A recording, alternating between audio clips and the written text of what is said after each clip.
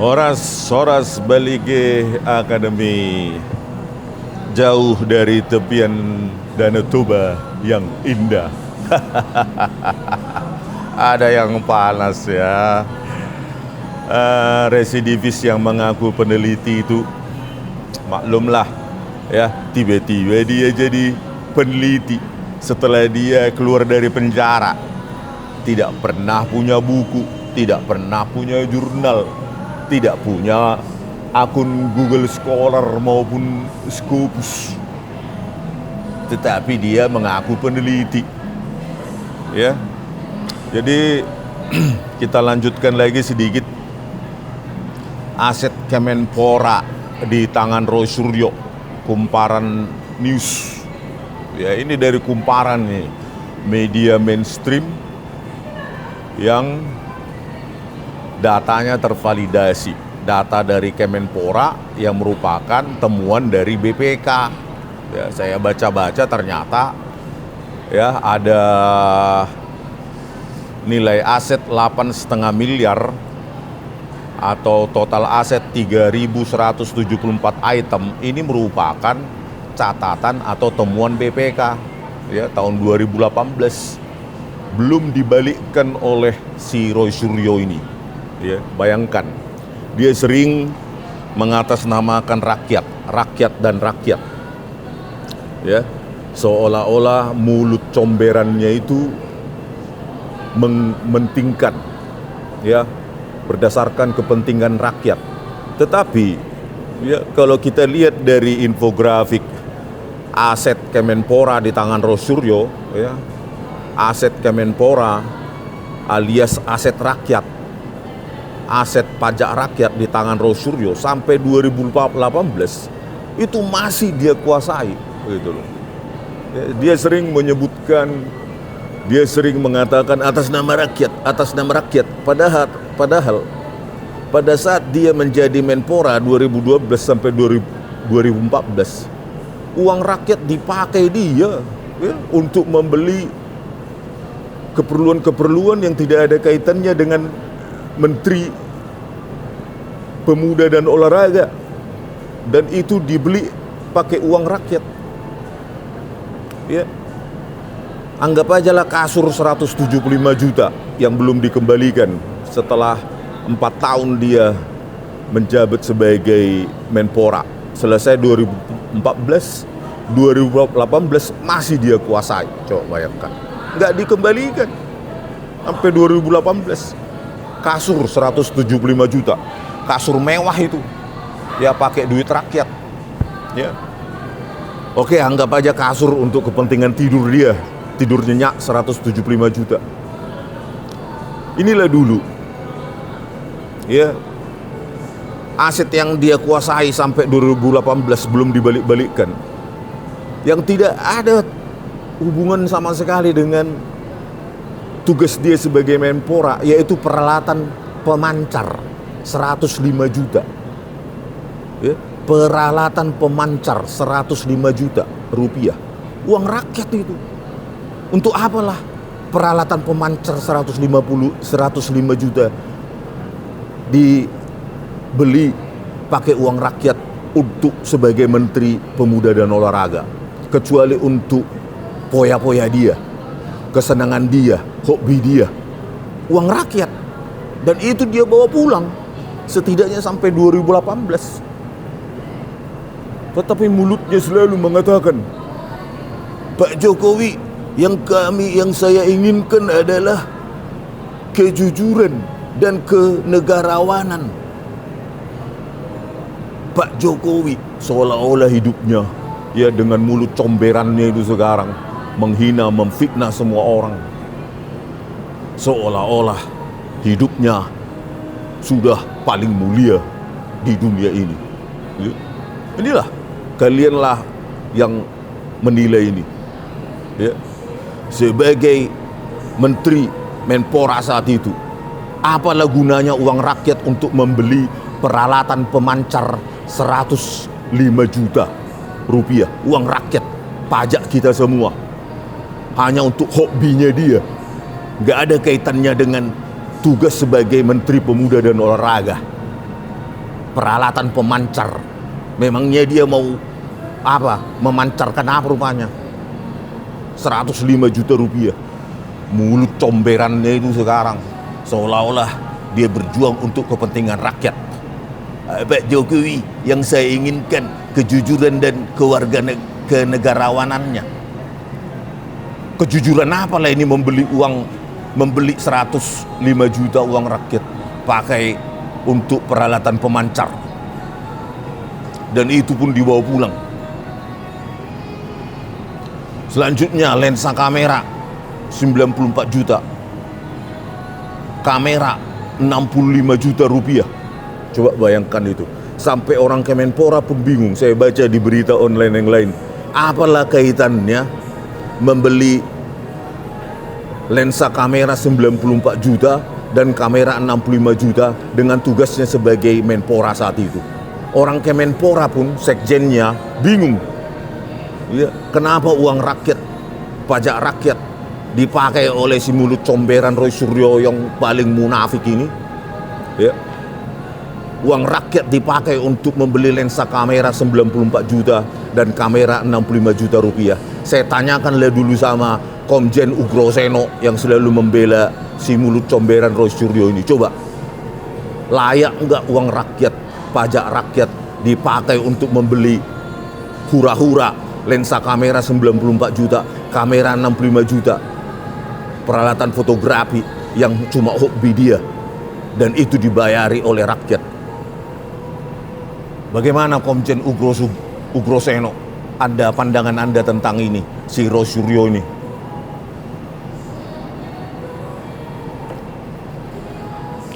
Ada lagi di situ video mixer 62 juta uang rakyat dipakai untuk poya-poya Roy Suryo ini. Video mixer, memang dia sebagai Menpora untuk memix video tugasnya.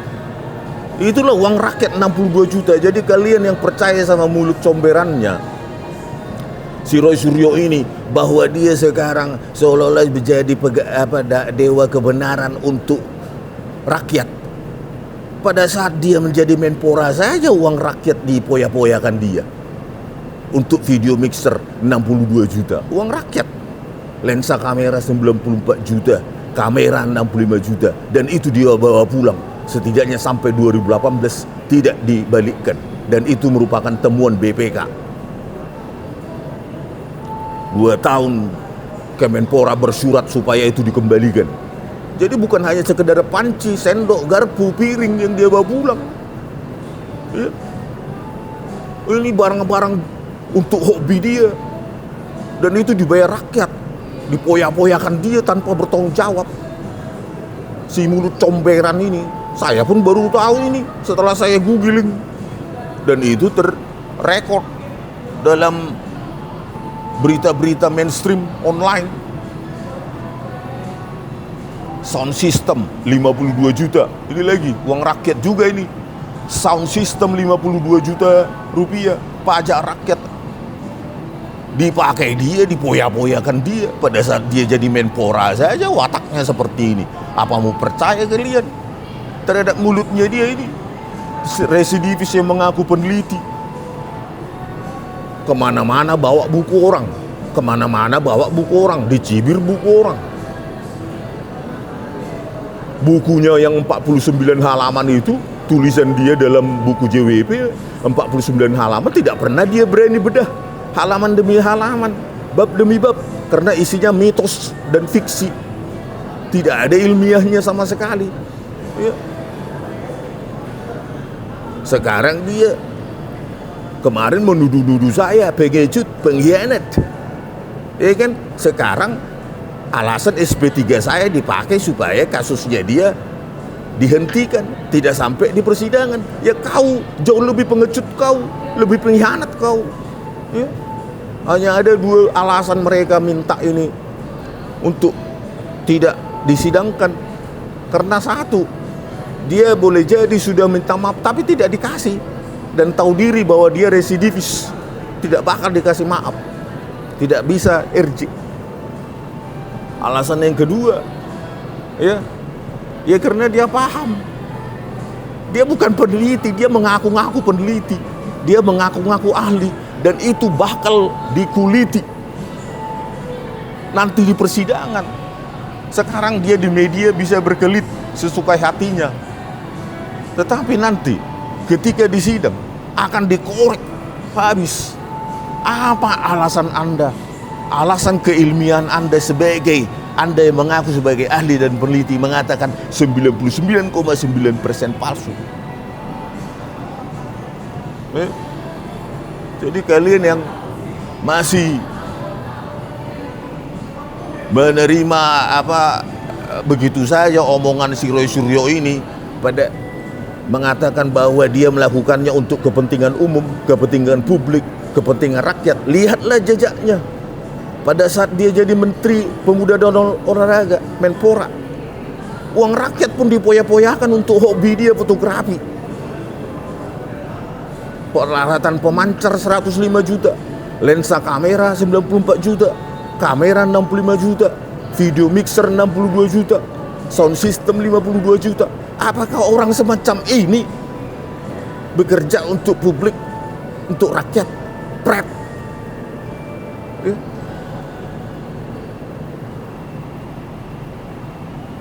Sekarang seperti cacing kepanasan. Ya.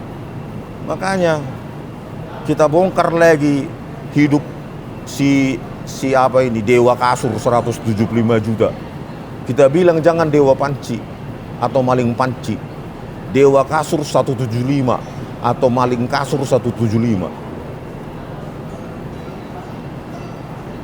Itu temuan BPK. Bukan dikarang-karang oleh Kemenpora, karena ada temuan BPK. Ya, aset rakyat, aset Kemenpora pakai APBN, pajak, uang rakyat. Inilah untuk kepentingan hobi dia poya-poyakan uang rakyat itu, dan dia bawa pulang pula. Ya. Total nilai aset yang dia bawa pulang 8,5 miliar. Ya kan? Ini kan harusnya sudah masuk kategori korupsi ini. Noel aja kemarin cuma memeras 4 miliar dapat 4,5 tahun. Lah ini bawa pulang aset 8,5 miliar, harusnya dikurung juga orang ini. Gitu loh. 8,5 miliar uang rakyat dibawa pulang. Dan itu yang nilai-nilai besar dia belanjakan uang rakyat itu untuk kepentingan hobinya dia. Ya. Belum lagi hobinya suka kali memfitnah sana sini. Kemarin dia bilang dia tuduh saya memanipulasi, ya, mengedit Gadets Adam. Ya. Dia pakai lagi anak muda yang nggak jelas, ya, untuk mengatakan bahwa saya menuduh saya mengedit, memanipulasi. Padahal dari semua ijazah yang beredar, dari Sri Murtiningsih, Frono Jiwo dan lainnya, dan yang dia pegang itu ijazah Bambang apa itu, ada Gadets Adamnya sebagai security index. Ya, mulutnya itu gampang sekali memfitnah. Dasar mulut comberan kau. Ya. Jadi ya sebelumnya juga dia sebutkan, dia fitnah juga. Rismon, revisi bukunya sama saja dengan sebelumnya. Bayangkan dengan entengnya mulut comberannya itu memfitnah. Ya. Dengan gampang, dengan enteng menuduh sana sini. Seolah-olah revisi buku saya sama seperti sebelumnya. Ya. Inilah saya buktikan, ya, hampir 800 halaman, ya, supaya apa? Tulisan saya mengkoreksi 486 halaman tulisan saya di buku JWP supaya tidak diklaim di persidangan nanti. Saya sebagai saksi, saya mengkoreksi, saya mengakui kesalahan saya sebagai peneliti, dan ini saya persembahkan bukan hanya kepada keluarga Pak Jokowi dan Pak Jokowi sendiri, tetapi kepada rakyat, kepada komunitas ilmu pengetahuan, terutama digital image processing, ya kan? Di sini ada bab 1 tentang uji emboss dan watermark, bahkan sampai bab 10 pencocokan citra wajah. Saya tuliskan langsung secara bertanggung jawab, dan nanti Kalau ada waktu saya akan antarkan ke rumah kediaman Bapak Joko Widodo. Ya, setelah ini diurus penerbitan maupun ISBN-nya. Ya, jangan seperti kasus Gibran Endgame, saya dituduh memanipulasi ISBN, padahal itu urusan penerbit. Yang pemiliknya adalah Rizal Fadilah, Bapak Rizal Fadilah, yang sekarang juga tersangka. Pemilik penerbit Lekas, dialah yang mengurus ISBN itu, tetapi dituduh oleh ada mulut pengacara yang pansos itu. Saya dituduh memanipulasi ISBN. Ya, bahkan Bang Arief Iksan dihubungi supaya terkesan saya ikut terlibat dalam ISBN itu, pengurusan ISBN itu. Itulah munafiknya si pengacara itu. Ya, si AGS itu. Ya, menghubungi Bang Arief Iksan supaya seolah-olah saya yang terlibat dalam ISBN itu. Padahal saya sebagai penulis hanya bertanggung jawab pada isi. ISBN yaitu urusan penerbit yang pemiliknya adalah Rizal Fadilah. Dasarlah kalian kaum-kaum manipulatif. Ya, kaum-kaum pembohong. Nah, inilah dia, ya, monografi autentikasi ijazah Joko Widodo, sebuah kajian forensik digital. Ini akan saya persembahkan kepada keluarga, kepada Pak Jokowi, keluarga dan keluarga besar, dan kepada komunitas digital image processing, biar bisa dijadikan rujukan, biar bisa dijadikan bahan kuliah, ya, bahan studi kasus, ya, bahwa inilah yang bisa dilakukan secara digital image processing atau forensik digital yang benar-benar, gitu loh. Kalau kita salah secara sains, kita harus pertanggungjawabkan bahwa kita salah. Apanya yang salah? Gitu loh. Bukan politik. Pokoknya harus palsu. Gitu. Ya. Kalau kita mendapatkan data baru, kalau kita menambahkan variabel baru, itu harus kita akui dan itu harus kita pertanggungjawabkan secara ilmiah. Bukan orang-orang, ya, adalah si buntal di sana, nggak pernah nulis buku. Ya, satu pun buku nggak pernah ditulis, tapi mengkritik tulisan orang lain, buku orang lain. Si Roy Suryo ini satu pun nggak ada bukunya yang terbit dengan ISBN. Ya, tetapi mengkritik buku orang lain dengan mulut comberannya itu, secara tidak beradab, secara biadab.